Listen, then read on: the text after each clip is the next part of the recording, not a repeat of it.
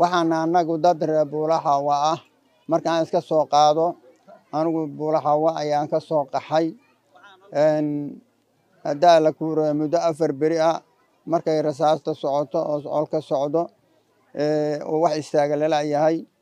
la wada qaxay ninka gaari wato oo qaxay ninka kareeto qabay oo qaxay ninka adima laha oo qaxay anigu xuriyaan baan ahaa laba xaadna meesh buu ii joogeen hadaa la kuuran yahay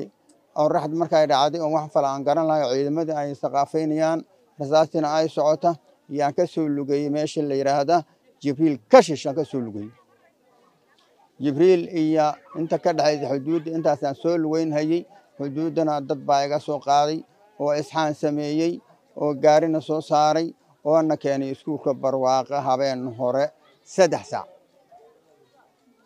inta kadib ilaahay baa ku mahadsan iskuuladii oo waxbarashada oo aanan guriga loogu talagelin iyayna dajiyeen hadaa la kuuran yahay halkaas hadana ku sugunnahay alxamdulillaah iskuuladu baa daaqadaha ay ka furan yihiin oo u baahan in daaqadaha laftooda loo xiro dadkii ilaa xagaa baa jiro baraf baa jiro qabow baa jiro dadkii waa umulo dadkii dad jiran baa jira ani lafteedina iska xanuunsan oo qalin ka soo baxay baan nahay oo aan caadi ahayn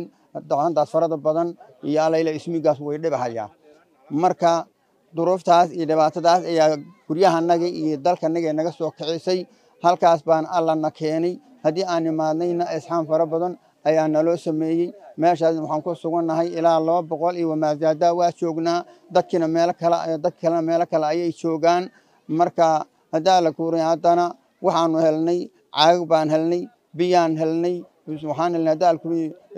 sijaayada baan helnay siyeeri baan helnay hadaa la kuuray wixii ilaahay noogu darana waa sugaynaa hay'adda Kenya ee bisha cas ayaa barnaamijkaasna hadda Alle aan noogu deeqday iyo inta kale wax garanayso culimo oo hadaa la kuuray muslimiin ahna wixii qaban karaan bay qabteen hadana waa la duulan maqan yahay ilaahay filligii khayr fara badan baan rajaynaynaa dadkaas ayaga oo dariska oo jiraanka u soo dhaqaalay oo saas u qaadayna ilaahay baa ayagana isxaankooda sameynaya nabiga kaleey salaatu wuxuu leeyahay ma kaana fi haajati akhihi kaana allah fi haajatihi buuya walaalkii haajadiisa ninka guda ilaahay baa san haajadiisa gudahayo